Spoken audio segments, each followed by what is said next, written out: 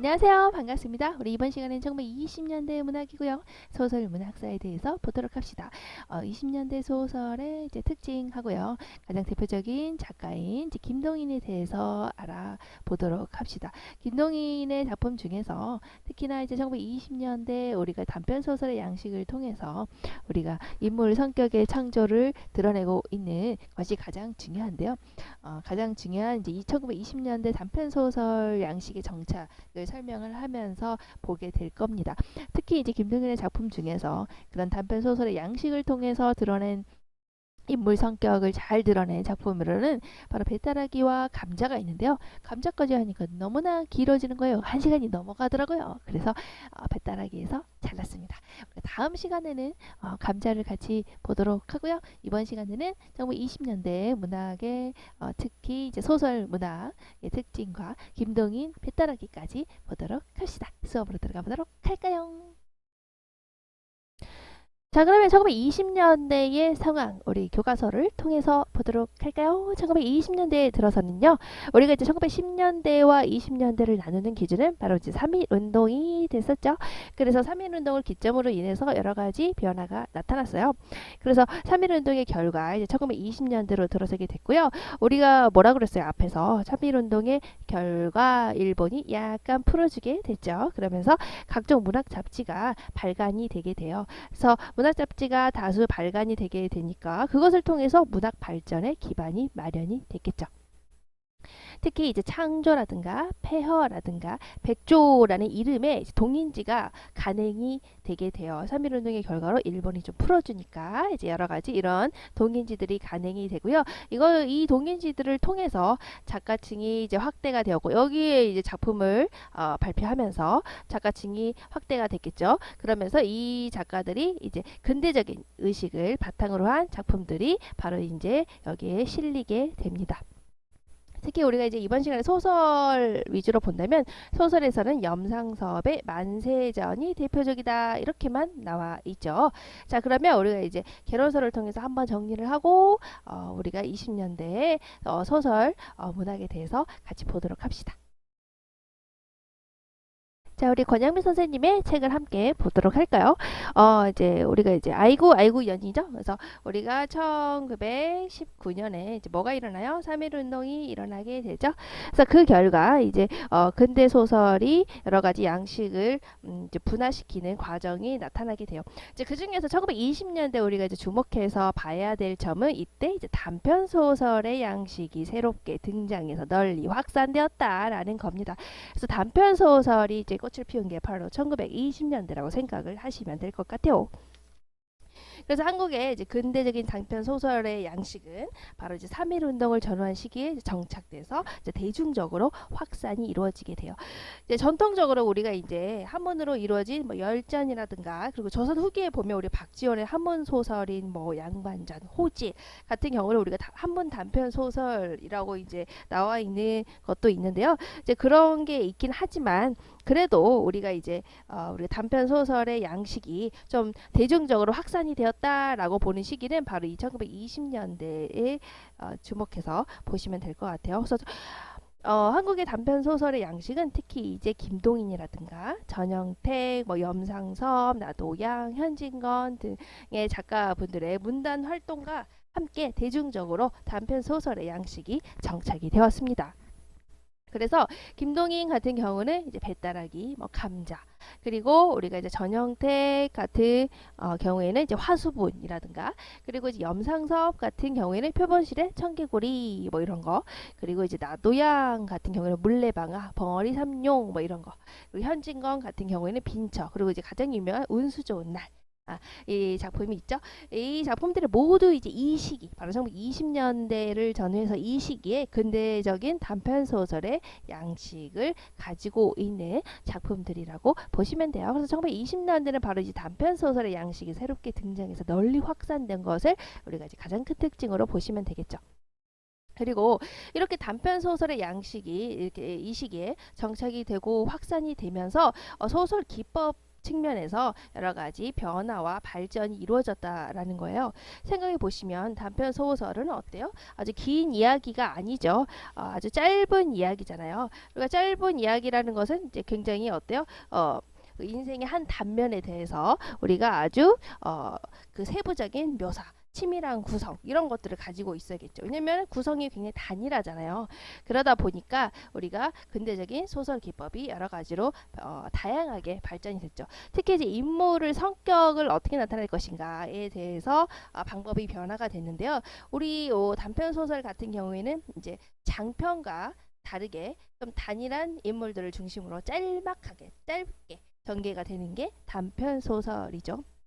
그러다 보니까 이야기의 중심을 이루는 인물이 바로 이제 한두 사람 정도가 나타나는 게 단편 소설이게 된 거예요. 그러니까 인물이 한두 명 정도로 고정시켜져 있기 때문에 인물의 이야기에 관심을 집중시킬 수가 있죠. 그러다 보니까 그 인물의 전체적인 삶의 모습이 아니라 아주 짧은 그 단면, 그 인물의 아주 짧은 그 면만을 우리 특징적으로 보기 때문에 거기에 나타나 있는 성격을 좀 더 특징적으로 제시할 수가 있게 되겠죠. 그래서 인물을 좀 더 성격을 드러내는 방법이 이전과 우리가 다르게 나타나게 됐다. 이전에 우리가 이제 막 구운목 이런 거 생각해 보시면 굉장히 긴 세월 동안 태어나서 죽을 때까지의 모습이었잖아요.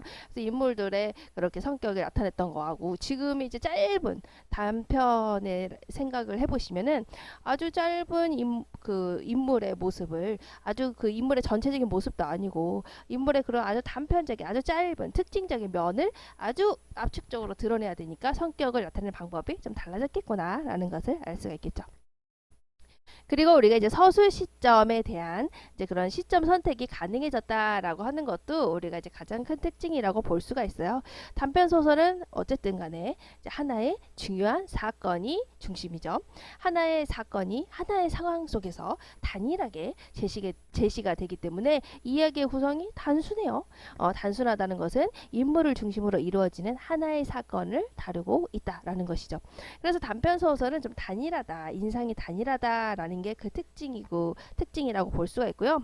그러다 보니 작품 속에 등장하는 인물도 단일하고 그 인물을 둘러싸고 일어나는 사건도 하나로 거의 집약되어 있고 이야기가 전개되는 상황도 굉장히 단일하다. 그러다 보니까 보통 시점을 고정시켜서 일관된 인상을 유지하게 되는 게 이제 단편 소설의 특징이라고 보시면 돼요. 하나의 이야기를 압축적으로 단순한 얘기를 나타내다 보니까 시점이 좀 고정적인 특징을 가지고 있다라는 것을 알 수가 있죠. 그러다 보니까 초기에 단편 소설에서는 1인칭의 시점이 좀 더 어때요? 좀 활용이 많이 되더라라는 것을 생각을 하시면 될 것 같습니다. 그게 특징이다. 이 정도 보시면 될 것 같아요. 그리고 이제 우리가 이때 우리가 이제 이 시기에 이제 소설은 바로 이제 근대적인 산문체를 실현했다라고 볼 수가 있어요. 특히 이 앞에서 말했던 이제 시점에 대한 거, 이런 것들이 바로 이제 소설의 근대성 이런 것들을 확립하는데 가장 중요한 요건이라고 볼 수가 있죠. 대상을 좀 객관적으로 바라보고 있는 3인칭 소설. 그리고 우리 그 주체 내면을 나타내는 1인칭 소설 이것이 바로 이 시기부터 이제 나누어서 분화되기 시작하게 됐다라고 하는 게 바로 이 시기의 특징이라고 보시면 됩니다. 자, 그럼 이어서 1920년대 문단의 형성에 대해서 다시 또 이어서 같이 보도록 합시다. 자, 이때는 역시 이제 이광수의 계몽주의 문학을 이제 거부하게 됐어요. 그래서 우리가 이광수의 이제 계몽주의 문학을 거부하려는 그런 모습은 창조라고 하는 동인지로부터 출발이 됐어요. 우리가 3.1운동 이후에 뭐라 그랬어요? 바로 조금 일제 탄압이 약간 누그러졌죠. 그러면서 각종 동인지, 순수 문해지 이런 것들이 발간이 되면서 여러 가지 이제 근대적인 문학이 우리가 나타날 수 있게 됐다고 했죠. 이제 거기에서 우리 이전에 나타났었던 이광수 이제 계몽주의 문학 우리가 이 사람들을 깨우쳐야 된다라고 보는 그런 계몽주의 문학을 이제 거부하게 된 것이 이제 1920년대의 특징이라고 볼 수가 있죠. 그리고 그런 이제 동인지들을 중심으로 바로 이제 문단이 형성이 되게 됩니다. 특히 이제 이 시기에 소설 문학의 중심 사조는요, 이 앞전에 우리가 1910년대를 하면서는 프랑스의 상징주의를 이제 번역을 하면서 들어오게 됐다라고 얘기를 했지만, 이때는 이제 사실주의가 우리가 이제 가장 중심적으로 들어온 서구의 사조라고 보시면 돼요. 그래서 당시에 서구의 리얼리즘, 그러니까 사실주의 영어로 하면 리얼리즘이죠. 리얼리즘의 영향으로 이런 리얼리즘적인 사실주의적으로 이제 사람을 바라보는, 세계를 바라보는 이제 그런 현실 인식을 하는 그런 태도의 결정적인 변화를 가져오게 됩니다. 그런 사실주의. 그러면 우리가 어때요? 일제의 그런 탄압을 받는 모습을 사실 있는 그대로 드러내게 되겠죠? 이제 그런 것들이 1920년대 문학을 보시면 작품 속에서 드러나고 있다라는 것을 알 수가 있죠. 그리고 이때는 이제 개인적인 삶에서부터 식민지 조국을 바라보는 거, 그리고 더 나아가서 한 개인의 삶에 미치는 정치, 사회, 그런 환경 모든 것으로 관심의 초점이 이동이 되게 됩니다. 특히 이제 1920년대 들어서게 되면서 이제 아까 뭐라 그랬어요? 바로 단편 소설의 양식이 새롭게 등장을 했다라고 했죠. 그래서 짤막한 그런 단편 소설의 양식이 등장을 하게 되고, 이때 이제 나타나게 되면서 이제 근대적인 산문체가 드디어 이제 실현이 되게 된 거죠. 우리가 이전에 이광수의 무정에서는 언문일치라고 하는 이제 그런 근대적인 우리가 이제 문체가 나타나게 됐잖아요. 근데 이때 들어서게 되면서 언문일치도 물론이거니와 언문일치, 그리고 또 과거 시제가 도입이 된다든지, 또 대명사가 사용이 된다든지, 또 아까 이제 단편 소설이 유행했기 때문에 간결하고 아주 짧은 그런 감각적인 문장, 이런 것들이 드러나는, 그런 것들이 전부 다 근대적인 산문체라고 보시면 됩니다. 대명사를 사용을 했다든지, 아까 말했듯이 언문일치라든지, 과거 시제가 도입됐다든지, 간결하고 감각적인 문장이 드러나게 됐다든지, 이런 것들이 다 짤막한 단편 소설이 등장하게 되면서 우리가 이제 근대적인 산문체가 드디어 이렇게 실현이 되게 되죠. 그러면서 좀 더 그 작가 나름의 개성적인 문체, 이런 것들이 나타나게 됐고요. 특히 우리가 이광수부터 쭉 이어졌던 그런 소설 문체에 대한 거, 이광수의 무정에서는 언문일치였잖아요. 그래서 그런 것들이 쭉 일어나게 되면서 드디어 이제 김동인에 이르러서 완전한 이제 언문일치, 그리고 이제 김동인 특유의 이제 그런 개성적인 문체, 이런 것들로 발전하게 됩니다. 특히 이제 이런 것들이 결과적으로 이제 근대적인 단편 소설의 양식을 이제 출발점으로 나타내고 있는 그런 모습이구나라는 것을 알 수가 있죠. 역시 1920년대 문단에서 중요한 작가는, 역시 제일 중요한 작가는 김동인이라고 보시면 되고요. 그 다음에 이제 염상섭, 역시 다 중요해요. 현진건, 그리고 전영태, 나도양, 이렇게 보시면 될 것 같습니다. 우리가 근대 단편 소설의 양식에 가장 큰 영향을 미친 김동인을 먼저 알아보도록 합시다. 그래서 김동인의 단편 소설가 시점의 발견이라는 챕터를 통해서 한번 알아보도록 할게요. 김동인 같은 경우는 역시 이제 1920년대 단편 소설의 그런 특징들을 잘 드러내고 있다라는 점에서 우리가 이제 가장 주목해야 될 작가라고 생각을 하시면 될 것 같습니다. 1920년대 그 단편 소설의 그런 특징들을 김동인의 작품을 통해서 우리가 잘 알 수가 있죠.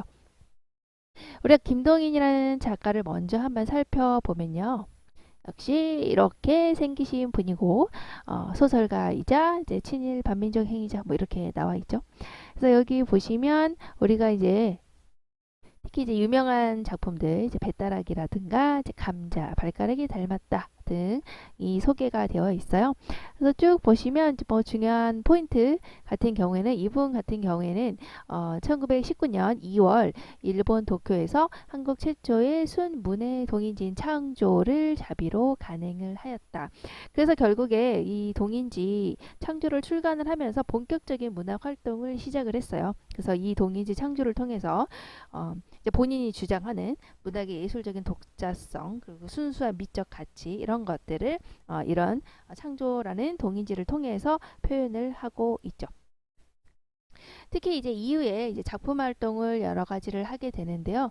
뭐 쭉 보시면 뭐 광화사를 발표하기도 했고, 그리고 쭉 보시면, 근데 이제 여기서 이제 나중에 결국에 이제 내선 일체 황미나를 선전하면서 일제히 협력하는 글쓰기, 이런 걸 하면서 이제 좀 안 좋게 되죠. 그리고 나서 역시 또 태평양 전쟁을 지지한다든지, 근데 또 같은 해에 일본 천황을 그 같은 자라고 호칭을 한다든지 이제 이런 식으로 하면서, 근데 이 당시에 이제 친일을 아예 안 하기는 정말 어려운 상황이었기 때문에 또 뭐 그럴 수 있죠. 하지만 또 적극적으로 이렇게 친일하는 건 또 아니니까 이렇게 해서 뭐 이런 문제들을 가지고 있더라. 근데 우리가 이제 중점적으로 봐야 될 거는 결국 이분이 이제 작품 배따라기, 그리고 이제 감자, 광염 소나타, 발가락이 닮았다, 붉은 산, 뭐 이런 수많은 단편을 통해서 이제 한국 근대 단편 소설의 양식을 확립했다라는 것이 이제 중요한 1920년대의 포인트라고 보시면 될 것 같습니다. 그리고 이제 역사 소설도 여러 개 쓰셨고요. 쭉 보시면 여러 가지 또 단편만 쓰신 건 아니고 이제 단편 소설이 특히 이제 한국 근대 단편 소설의 양식을 확립하는데 큰 의의가 있으니까 이제 그걸 중점적으로 보는 것이고, 장편 소설도 이렇게 쓰셨습니다. 그리고 평론도 있구나, 이렇게 한번 보시면 될 것 같아요. 그래서 이제 앞에 거 이어서 보시면 1919년 동경 유학 시절에 주요한 전형태, 김환 등과 함께 문학 동인지 창조를 출간해서 이제 창조를 통해서 이제 본격적인 문학 활동을 시작을 했다라고 보시면 됩니다. 특히 이제 배따라기, 감자, 명문, 광염 소나타 이런 단편 소설들이 유명하고요. 그리고 이제 붉은 산, 뭐 광화사, 뭐 이런 것들을 통한 오히려 또 작품들도 있다. 자, 우리가 이제 김동인 같은 경우에는 이제 문학과 예술, 그러니까 문학을 하고요, 예술을 한다는 것은 모두 어떤 그 작가가 아주 위대한 그 창조적인 정신에 의해서 이루어지는 것이 바로 문학이고 예술이다라고 주장을 했어요. 그러니까 문학이라고 하고 우리가 소설이라고 하고 작품 이런 걸 쓰는 것은 그 작가가 아주 위대한 그런 어떤 창조적인 정신을 나타낸 것이다, 이렇게 설명을 하고 있습니다. 그래서 어떤 예술적인 어떤 창조 이런 것들은 작가의 그런 개인적인 재능이다라고 얘기를 하고 있죠. 결국 예술이라고 하는 것은 그러니까 어떻겠어요? 결국에 작가에 의해서 창조된 인생이다, 이렇게 설명을 하고 있죠. 그러니까 우리가 예술이라고 하는 것은 그 김동인이라는 분이 얘기한 예술이라는 것은 자기 어떤 그 내면의 그런 요구에 의해서 이루어진다라고 생각을 했어요. 그러니까 어떤 위대한 작가가 있고 그 위대한 작가의 그 창조적인 그런 모습이 바로 이 작품을 통해서 드러나는 것이다라고 하는 거죠. 그래서 우리가 결국 어떤 현실이 있지만 결국에 그 현실의 여러 가지 요소를 작가가 나름대로 이제 뽑아가지고 재창조된 것이 바로 그런 예술 작품이다라고 설명을 하고 있는 거죠. 그러니까 작가의 그런 창조적인 그런 직관, 개인적인 욕구 이런 것들이 굉장히 중요하다라고 볼 수가 있죠. 왜냐하면 현실 속에서 작가가 어떤 그 완벽한 그런 예술을 나타내기 위해서 현실 속에서 바로 작가가 그 개인적인 욕구나 자기 창조적인 직관을 통해서 이 현실에서 그런 것들을 선택을 해서 이런 자신의 그런 창조적인 모습을 통해서 이렇게 예술로 나타낸 것이 문학이다, 작품이다, 이렇게 얘기를 하고 있죠. 그래서 예술이라고 하는 것은 결국에 작가에 의해서 어떤 만들어낸 그런 창조된 인생이라고 우리가 볼 수가 있어요. 그러니까 작가는 자기가 어떻게 보면 이 예술이라고 하는 작가가 만들어낸 예술은 결국에 작가가 자신이 창조한 어떤 세계죠. 그렇죠? 그 창조한 세계가 어떠냐라는 것은 결국에 작가가 얼마나 위대하냐, 이런 것들을 가지고 우리가 알 수가 있다라는 거예요. 그래서 작가는 자기가 창조한 그 세계죠. 예술이라는 건, 작가의 예술이라는 건 작가가 자기가 창조한 세계죠. 그것을 완전히 지배해야 되고요. 그 작가는 그렇게 완전히 지배해야만 그 작가가 위대하다라고 얘기를 하고 있어요. 그래서 김동인이 얘기하고 있는 예술이라는 것은 어떤 완전한 삶의 새로운 창조, 작가에 의해서 새롭게 창조된 것, 이것이 바로 예술이다.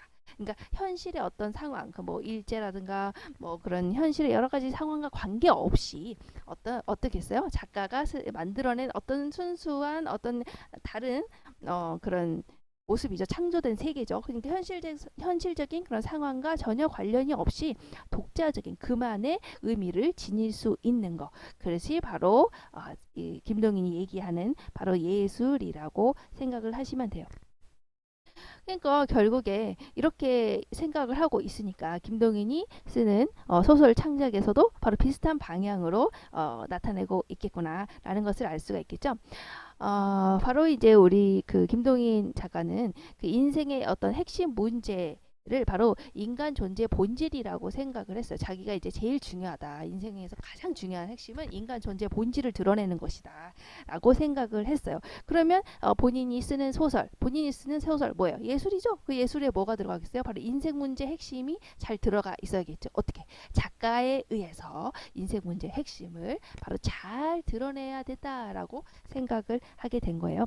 그래서 소설을 통해서 어때 그 완결된 그 소설만의 완전한 그 세계 속에서 나타낼 수 있는 인간의 삶을 드러내는 게 바로 이 소설의 특징, 김동인 소설의 창작의 특징이라고 볼 수가 있겠죠.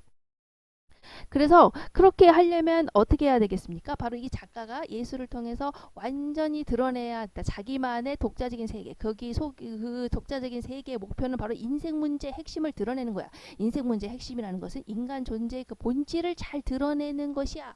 라고 얘기를 했으면 바로 그 작가가 만들어낸 바로 그 예술 작품에서는 바로 어떻게 드러나겠어요?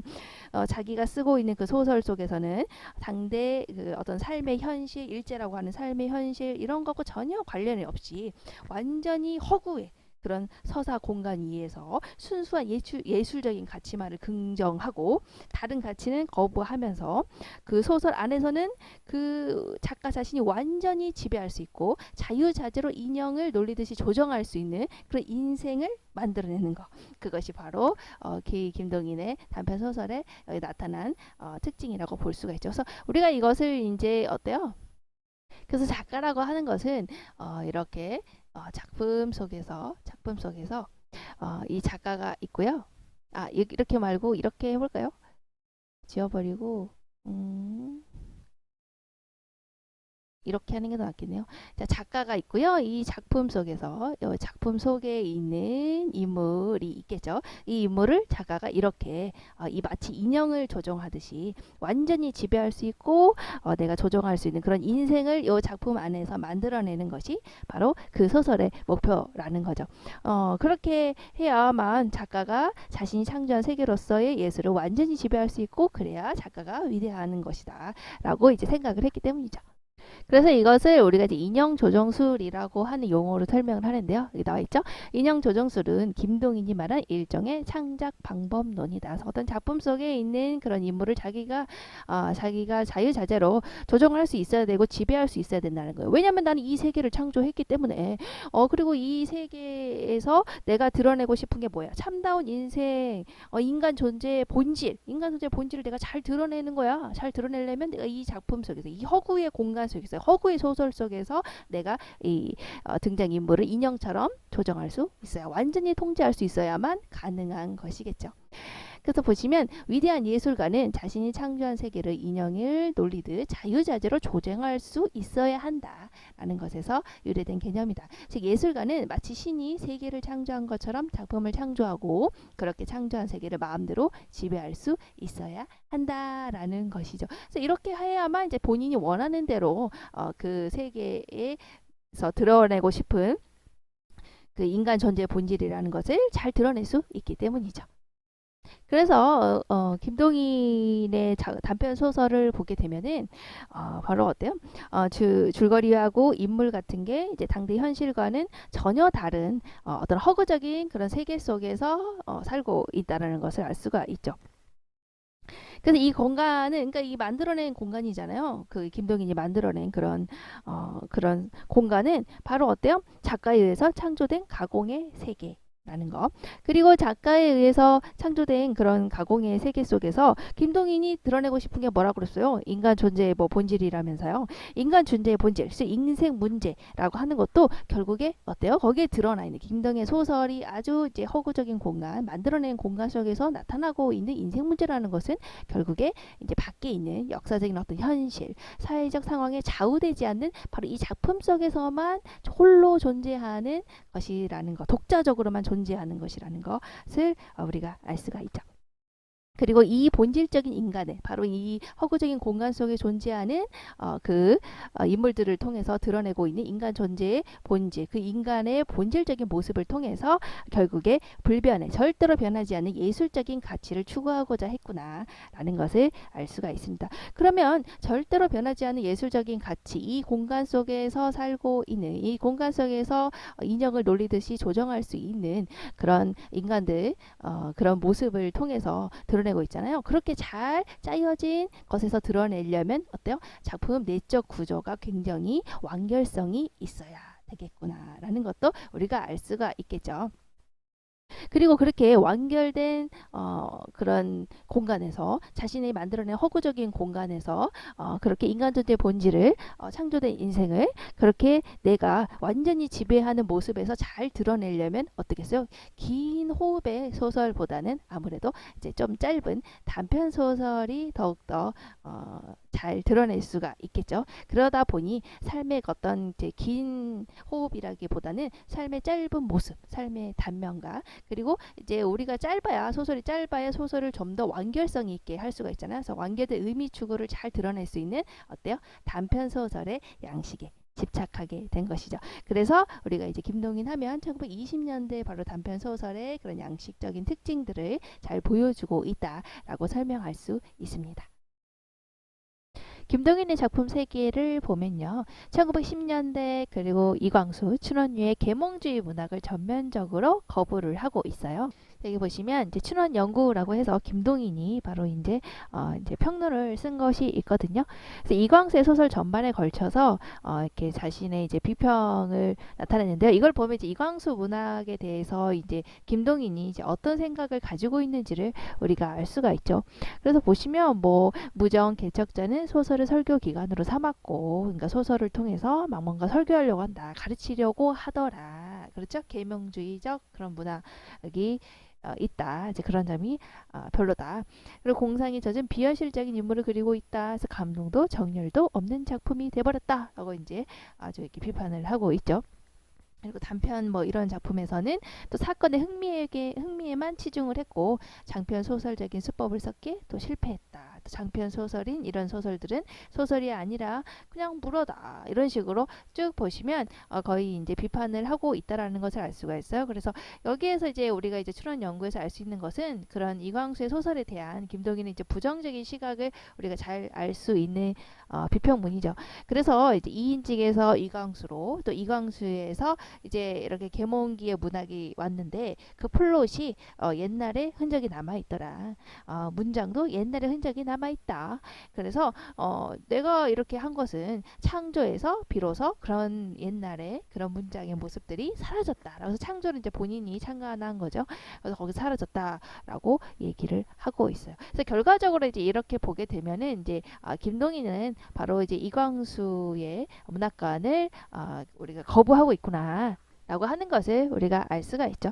그래서 이제 우리가 두 이제 문학관을 비교를 해보면요. 보통 이제 김동인 같은 경우에는 문학 자체의 독자적인 독자성, 문학 자체의 자율성을 좀 더 강조했다라는 것을 우리가 알 수 있죠. 이광수는 우리가 앞에서 봤듯이 문학의 목적은 정의 민족이고 문학은 어떤 도덕적인 가치를 강조하고 문학을 통해서 사회 계몽을 할 수 있다. 그러니까 문학을 통해서 문학이라는 것을 통해서 사회 계몽이라고 하는 그 목적을 이루는데 아주 좋은 도구로서 사용할 수 있다라고 생각한 게 이광수였죠. 그래서 이광수의 무정의 그런 모습이 잘 드러나 있죠. 그래서 보시면 막 가르치려고 하잖아요. 이광수 무정을 보시면 그래서 설교 문학 그리고 뭔가 이제 계몽주의적 입장, 내가 이제 무지몽매한 우리 그 민중들을 우리가 일깨워야 된다라고 하는 그런 자기의 이제 계몽주의적 입장이 잘 드러나 있습니다. 하지만 우리가 김동인 같은 경우에는 아니다. 소설 그 자체로서의 완결된 형식과 의미를 가지고 있고 소설은 문학은 오직 미적인 가치로서만 의미가 있다. 문학의 어떤 독자적인 특성 문학의 독자적인 자율성을 강조한 것을 중시했다라고 보시면 됩니다. 그러니까 문학 소설 그 자체로서의 중요성을 가지고 있다. 그래서 문학에 나타나는 그 세계는 자기가 창조한 세계고 우리가 이제 이런 입장을 문학을 오직 이제 미적인 가치로서만 평가를 했잖아요. 그래서 이런 걸 유미주의적 입장이라고 얘기를 합니다. 우리 유미주의 한번 보도록 할까요? 유미주의의 가장 기본적인 의미는 무엇인가 하면 아름다움을 다른 가치에 종속되지 않은 절대적인 것으로 보고 오로지 아름다움 자체만을 추구하는 문학적인 혹은 예술적인 경향이다. 이렇게 설명할 수가 있겠습니다. 자, 그렇다면 우리가 흔히 생각하기에 아름다움이라고 하는 것은 이미 절대적인 가치로서 독립적인 것이 아닌가라고 생각을 할 수가 있겠지만 아마도 다른 시기에는 아름다움이라고 하는 것이 다른 가치에 종속되어 있었던 것이 아닌가라는 생각을 할 수 있게 됩니다. 자, 실제로 그러했죠. 중세에 이르기까지는 모든 예술 분야가 장르를 불문하고 종교적인 것에 그 종속을 받고 있었습니다.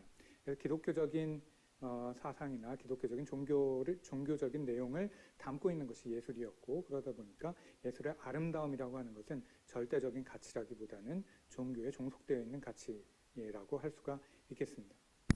자, 이렇게 우리가 이제 어떤 절대적인 그런 아름다움을 추구하는 것을 우리가 유미주의적인 입장이라는 것을 알 수가 있겠죠. 이제 반대로 이제 이광수 같은 경우에는 그 문학 자체로서의 아름다움보다는 그것을 통해서 이제 문학 계몽을 이루려고 했기 때문에 유미주의적 입장과는 다른 입장이구나라는 것을 우리가 알 수가 있습니다. 김동인의 이제 초기 소설 가운데 가장 그의 이제 소설의 기법적인 특성을 잘 보여주는 작품으로는 배따라기하고 감자를 들 수가 있어요. 그래서 두 작품 모두 인간의 한 삶의 한 모습을 통해서 운명의 그런 특징의 모습을 잘 드러내고 있죠. 그래서 단편 소설이라고 하는 형식을 통해서 인물의 성격을 창조했다는 점에서 아주 가장 큰 의의를 가지고 있다고 볼 수가 있습니다. 그래서 배따라기하고 감자를 같이 보도록 할게요.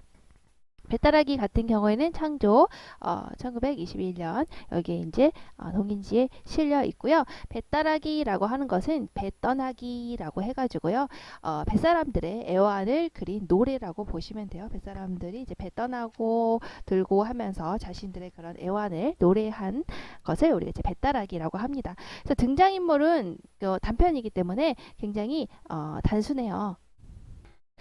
나가 등장을 하고요. 그리고 이제 내가 이제 그의 이야기를 듣게 되죠. 그리고 이제 그의 이제 아내가 있고요. 그의 아내가 있고요. 그리고 이제 또 동생, 그의 동생이 있고요. 이렇게 등장인물이 나타나게 됩니다. 그래서 나가 이제 우연히 이제 배따라기 노래를 부르고 있는 그를 만나게 되고요. 그가 이제 자신의 이야기를 들려주게 되죠. 그래서 우리가 이제 두 개의 이야기로 구성된 이제 액자 소설, 액자식의 그런 액자형의 그런 서술 구조를 가지고 있는 것이 특징이라고 보시면 됩니다. 그래서 여기 이제 등장한 나 역시 어떤 인물이냐면 굉장히 극단적인 아름다움을 추구하는 인물이에요. 그래서 유미주의 얘기했었죠. 이제 그런 모습과 잘 맞닿아 있고요. 자, 이 나가 이 배따라기 노래를 구슬프게 부르고 있는 그를 만나게 되는데요. 그가 이제 바로 이제 오해와 질투로 아내와 아우를 잃고 계속 이제 방랑을 하고 있는 이제 비극적인 운명을 가지고 있는 사람이에요. 이 사람의 이야기를 이제 듣게 되죠. 그래서 이 내가 이제 그의 이야기를 듣게 되잖아요. 이 두 이야기가 이제 배따라기라고 하는 노래 속에서 이제 하나가 된다라고 보시면 됩니다. 그래서 결국에 이제 배따라기라고 하는 이 노래는 바로 이제 나가 이제 밖에 있는 이야기인 이제 외화가 되겠죠. 외화. 그리고 이제 내가 누구의 이야기를 들어요? 그의 이야기를 듣죠. 그의 이야기가 내화가 되겠죠. 그래서 외화하고 내화를 연결해주는 매개체가 바로 이제 배따라기라고 하는 그 노래라는 것을 알 수가 있습니다. 그래서 이제 내부 이야기를 보자면 결국에 중요한 것이 내부 이야기겠죠. 이 내부 이야기는 무엇이냐면 바로 이제 오해와 질투로 인해서 사랑하는 사람, 바로 아내와 동생을 잃은 바로 그의 안타까운 이야기라고 보시면 됩니다. 영유 고을에서 떨어진 바닷가 시골 마을이 배경이고요. 바로 이제 그가 어떤 인물이냐면 이제 아내하고 투닥투닥하고, 근데 이제 보시면 이제 여러분들 이제 배따라기 같은 경우에는 단편 소설이기 때문에 한번 읽어보시는 걸 추천해요. 그렇게 길지도 않고 오랜 시간이 걸리지도 않고.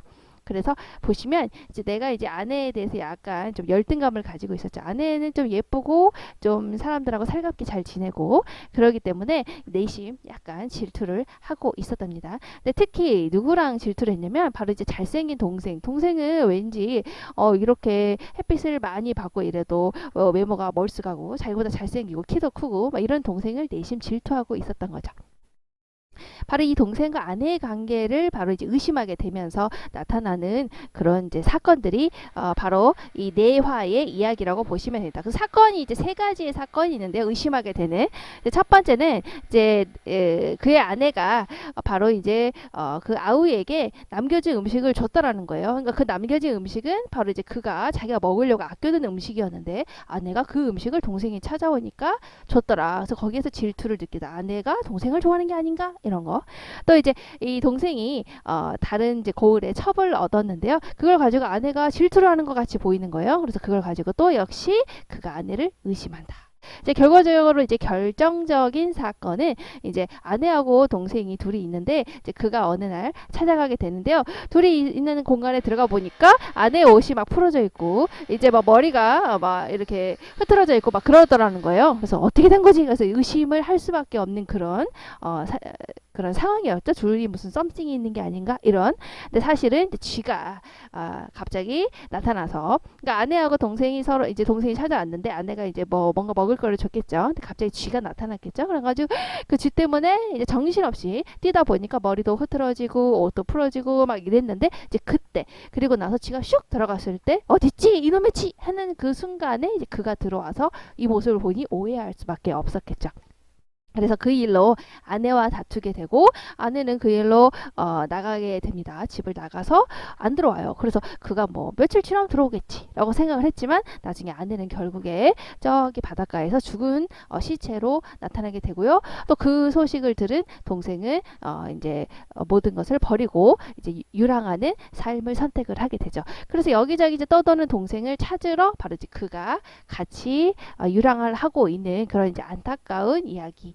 가 바로 이제 이 내화의 이야기였어요. 내화의 이야기. 그리고 이제 보시면 이제 그가 이제 동생을 어쩌다가 이제 만나게 돼요. 한 번은 찾아요.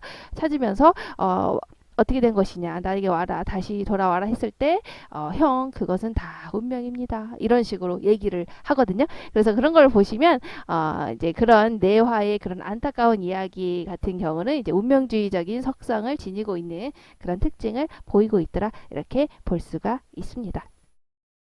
그래서 우리가 이 같은 경우에는 이제 낭만적이다, 굉장히 유미주의적이다. 그래서 예술 지상주의적인 그러니까 말 그대로 예술 중심적으로 우리가 이제 볼 수가 있고 그 아름다움 그 자체만으로 우리가 이제 볼 수가 있는 그 이야기로 설명할 수가 있다라고 이제 흔히 이렇게 설명을 할 수가 있습니다. 그래서 결국에 이제 인간의 나약함에 대한 절망 이런 어쩔 수 없는 그런 상황에 대한 좌절 그리고 그거를 통해서 그것은 다 운명이더라라고 하는 운명의 자각이 바로 이 소설의 주제라고 볼 수가 있죠. 이어서 보면 배따라기 같은 경우에는 김동인이 본격적인 형태를 갖춘 초기 단편 소설 가운데 가장 뛰어난 작품이다라고 본인이 얘기를 하고 있어요. 그래서 나에게 있어서 최초의 단편 소설인 동시에 아마 조선에 있어서 조선글, 조선말로 된 최초의 단편 소설이다라고 아주 패기 넘치게 김동인이 얘기를 하고 있습니다. 물론 이제 가장 독특한 형식은 액자형 소설의 구조를 가지고 있다라는 점이죠. 액자형 소설 같은 경우에는 액자형 구성은 제가 이제 개념어 강의에서 좀 더 자세하게 설명을 했기 때문에 잘 모르는 학생은 이제 그 부분을 찾아서 보시면 좋을 것 같아요. 그래서 어쨌든 이제 액자 소설이라는 것은 마치 액자의 틀처럼 이야기 두 개가 이렇게 겹쳐 있는 것을 얘기를 해요. 그래서 안에 있는 내부 이야기를 내화, 화가 이제 이야기 화자 이제 한자거든요. 그래서 내부의 이야기 그리고 외화라고 해서 그래서 바깥에 있는 이야기에서 이야기 두 개가 이렇게 겹쳐 있는 바로 그런 소설을 우리가 이제 액자 소설이라고 하죠. 결국에 이제 외부 이야기 속에 내부 이야기가 들어있는데요. 이제 외부 이야기가 아까 뭐라 그랬어요? 바로 이제 듣는 나가 되겠고 그 나가 들은 그의 이야기가 바로 이제 내부의 이야기가 되겠죠. 그래서 그의 이야기가 내부의 이야기, 그것을 듣는 나가 바로 이제 외부의 이야기 이런 식으로 되겠죠. 결과적으로 액자 소설에서는 액자 안에 있는 이 내부 이야기가 작가가 말하고자 하는 핵심을 구성한다라고 볼 수가 있습니다. 그래서 대표적인 작품으로는 김동인의 배따라기, 뭐 광화사, 김동리의 또 무녀도, 전영택의 화수분, 현진건의 고향 이런 작품들이 바로 이제 액자 소설에 해당한다라고 볼 수가 있죠. 그래서 이런 액자 소설의 형식을 통해서 이제 처음에 그 나야 있죠.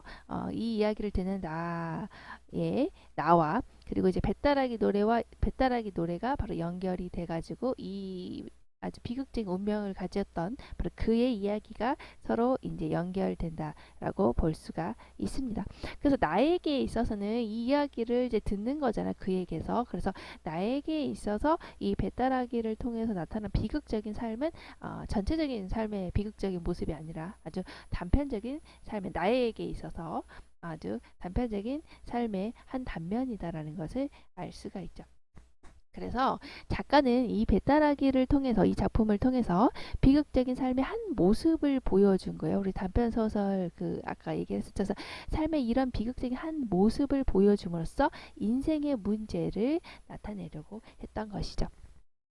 그래서 우리가 이제 액자형 소설 구조는 흔히 이제 건 이야기를 통해서 안에 있는 이야기의 완결성을 확보하고 있을 법한 이야기다라고 하는 그런 개연성을 정당화하는 그런 장점을 가지고 있어요. 그 결과적으로 우리가 배따라기 이야기에서 그가 바로 이렇게 안 좋은 운명을 가지게 된 것은 뭐였어요? 자기 열등감을 벗어나지 못한 주인공의 오해에서 빚어진 파멸이라고 볼 수가 있죠. 그래서 자기 열등감을 조절하지 못한 그 형의 성격 때문에 결국에 이런 비극적인 운명을 가지게 됐잖아요. 그래서 이 작품을 보면서도 우리가 알 수 있듯이 비극적인 삶의 이런 하나의 모습을 통해서 운명의 그런 특징을 보여주고 있는 거예요. 그러니까 우리가 뭐라 그랬어요? 김동인 같은 경우에는 작가가 창조한 그 세계로서의 예술을 완전히 지배해야 된다. 그게 바로 뭐예요? 배따라기라고 하는 이 단편 소설이 되겠죠. 그 소설 안에서의 근본 과제는 뭐예요? 참다운 인생을 어떻게 드러낼 것인가. 그리고 그 참다운 인생의 핵심이라는 것은 바로 인간 존재의 본질을 어떻게 이 소설을 통해서 드러낼 것인가라는 문제를 가지고 있다라고 했죠. 그래서 배따라기라고 하는 이 작품이 이 작품을 통해서 어때요? 인간의 운명이라는 것이 결국에 개인의 내면적인 요건 바로 뭐예요? 무엇 때문에 이렇게 파멸에 치닫게 된 거예요? 바로 형의 자기 열등감을 조절하지 못한 성격 때문이죠. 바로 그래서 이러한 비극적인 삶의 모습을 통해서 이 운명이라고 하는 것도 바로 자신의 내면, 자기 열등감을 조절하지 못했던 형의 성격 때문인 것이다 라고 하는 것을 바로 이 단편 소설을 통해서 자기가 창조한 이 세계를 통해서 드러내고 있는 것이죠. 그래서 배따라기라는 것은 인간 삶의 비극을 전체적으로 얘기하는 게 아니라 비극적인 운명을 가진 것을 가지고 인생의 문제라는 것은 바로 이 내면적인 요건, 자기 열등감을 조절하지 못한 자신의 성격 때문에 나타난 것이다 라고 하는 것을 지금 드러내고 있는 작품입니다. 그래서 어때요? 이 작가에 의해서 창조된 세계로서의 예술을 통해서 드러내고 있기 때문에 우리가 유미주의적인 경향을 강하게 보여주는 작품이라고 할 수가 있죠. 딱 그 미적인 요소에 의해서만 우리가 완결된 어떤 거에도 지배받지 않는 그 미적인 요소를 드러내고 있는 겁니다. 그래서 이 배따라기 소설 같은 경우는 이런 단편 소설의 양식을 통해서 단편 소설이라고 하는 이런 형식을 통해서 인물의 성격을 어떻게 창조해내는 것인가 라고 하는 그 서술적인 기법을 나타내고 있다는 점에서 의의를 지니고 있습니다. 그래서 아까 말했듯이 인간의 운명이라는 것은 자기 내면적인 요건 바로 자기 열등감을 조절하지 못했던 형의 성격 때문에 바로 인간의 비극적인 운명이 나타나게 된 것이다 라고 하는 것을 완결된 자신의 창조된 세계로서의 배따라기라고 하는 소설을 통해서 드러내고 있는 것이죠. 아시겠죠? 그래서 김동인의 이런 단편 소설의 양식을 통해서 인물의 성격 창조를 우리가 배따라기라고 하는 작품을 통해서 잘 볼 수가 있습니다. 네, 수고하셨습니다. 여기까지 하면 우리 1920년대 바로 소설 문학사 중에서 김동인의 배따라기까지 공부를 마쳤습니다. 그리고 다음 시간에는 김동인의 감자 이어서 보도록 해요. 다음 시간에 만나요. 안녕.